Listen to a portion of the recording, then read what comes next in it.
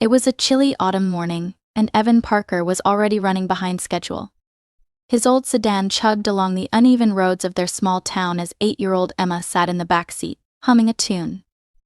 Her frizzy brown hair was tied into pigtails, and her backpack, a little too large for her small frame, was perched beside her. She munched on a slightly squashed peanut butter sandwich, a breakfast that Evan had managed to throw together in the whirlwind of their morning routine. Evan glanced in the rearview mirror, his heart swelling at the sight of her. "You ready for your big math test today, kiddo?" Emma nodded confidently. "Yep, Mrs. Cruz says I'm really good at fractions." "Well, I can barely figure out the bills, so you're already ahead of me," Evan joked, though the reality of his financial situation weighed heavily on his mind. Between part-time shifts at the diner and sporadic odd jobs, money was always tight. The radiator in their apartment needed fixing, Emma's sneakers had holes in them, and the car was one mishap away from giving up entirely. As they approached the main road, Evan noticed a black sedan pulled over on the shoulder. The car's hazard lights blinked steadily, and a woman stood nearby, pacing back and forth with her phone pressed to her ear. Something about her posture, rigid and uncertain, made Evan slow down. "Daddy, what's wrong with her car?" Emma asked, leaning forward to peer out the window. "Flat tire, looks like," Evan said, his voice tinged with hesitation. He checked the time. If he stopped to help, he'd be late for his shift at the diner. But leaving someone stranded didn't sit right with him. He pulled over. "Stay here for a bit, okay, Em? I'll be right back." Emma nodded, watching as her dad grabbed a rusted old toolbox from the trunk and approached the stranded woman. "Hi there," Evan called out, his breath forming small puffs in the cold air. "Need some help?" The woman looked up, startled.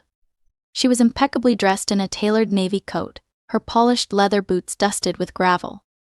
Her phone was clutched tightly in one hand. "Oh yes, please. I've been trying to reach roadside assistance, but they're backed up for hours." Evan gave her an easy smile. "Well, you're in luck. I'm not roadside assistance, but I know my way around a flat tire." She looked visibly relieved. "Thank you so much. I was on my way to a meeting, and I don't even know where to start with this." "Evan," he said, extending his hand. "And don't worry, this isn't my first roadside rescue." "Claire," she replied, shaking his hand. Her grip was firm, but her expression carried a trace of unease. She wasn't used to relying on strangers. Evan crouched beside the car to inspect the tire. "Yep, it's pretty deflated. Do you have a spare?"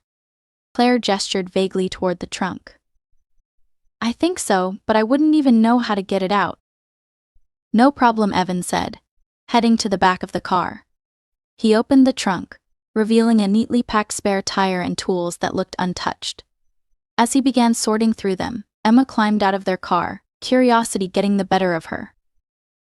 "Emma, what are you doing out here?" Evan called, his tone more amused than scolding. "I want to help," she declared, trotting over to stand beside Claire. "Hi, I'm Emma. My dad's really good at fixing stuff." Claire smiled down at her. "Hi, Emma. You've got a very kind dad." Evan chuckled as he loosened the lug nuts with some effort. "You hear that, kiddo? Kind. Remember that next time I ask you to clean your room." Emma giggled, and Claire's tension seemed to ease in the presence of their banter. Still, changing the tire proved to be trickier than Evan had anticipated. The lug nuts were stubbornly tight, and the jack didn't fit quite right under the car's frame. "Dad, do you need my super strength?" Emma asked, flexing her skinny arms dramatically. "I might," Evan replied with a grin, though sweat was beginning to bead on his forehead. "This one's being a bit of a pain." Claire stepped closer, clearly feeling guilty for standing by idly. "Is there anything I can do to help?" "Hold this flashlight steady for me," Evan suggested, handing her the small, flickering light he'd brought from his toolbox.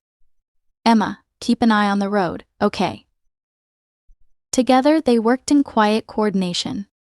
the crisp air filled with the faint sounds of passing cars and Emma's occasional commentary about birds she spotted nearby. Despite the unexpected difficulty, Evan's steady determination never wavered. "Almost there," he muttered, finally loosening the last lug nut. As he pulled off the flat tire and began aligning the spare, Claire's expression softened. She wasn't used to such selfless help, especially from someone who seemed to have his own struggles. "I can't believe you're doing all this," she said quietly. "You're saving my day." Evan shrugged without looking up. "Just doing what I'd hope someone would do for me if I were in your shoes." He didn't notice the way Claire's gaze lingered on him, thoughtful and almost admiring, as the spare tire finally clicked into place. "Almost done," Evan said, tightening the bolts securely. "But let's make sure everything's good before you hit the road."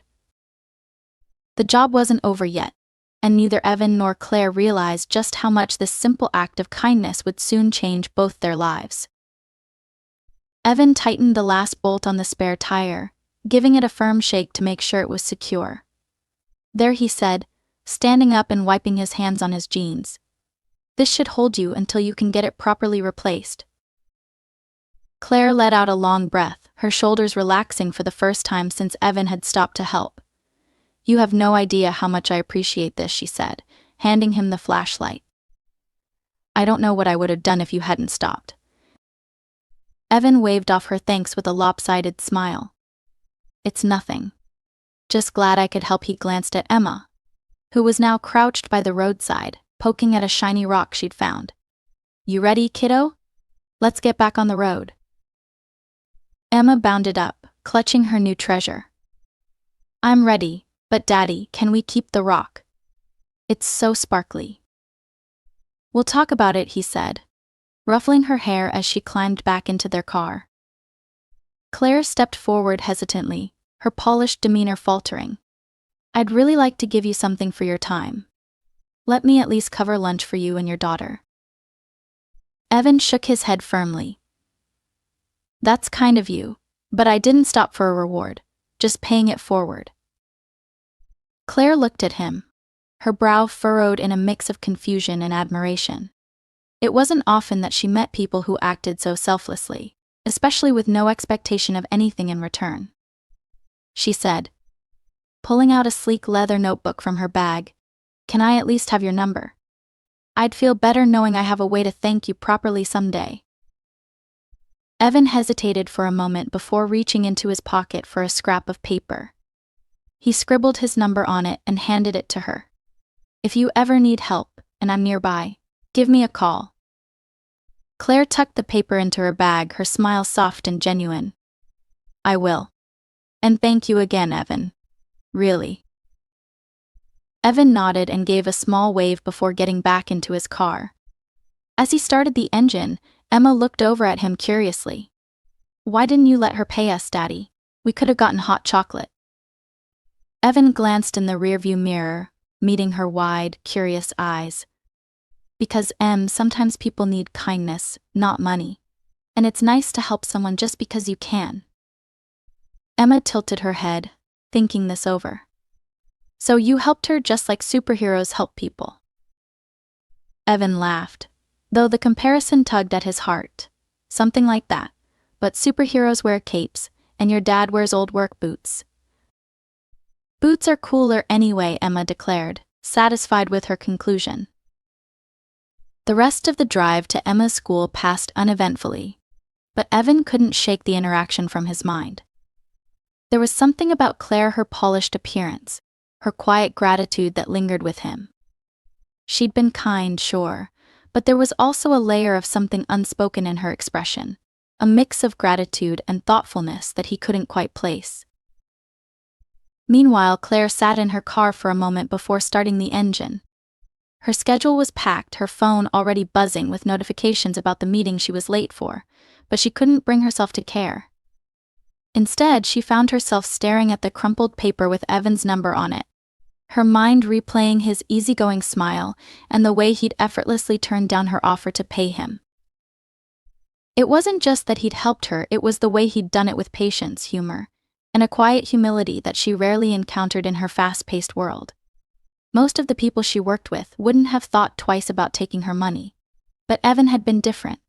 Genuine. Genuine. Claire tucked the paper back into her bag, a small smile tugging at her lips.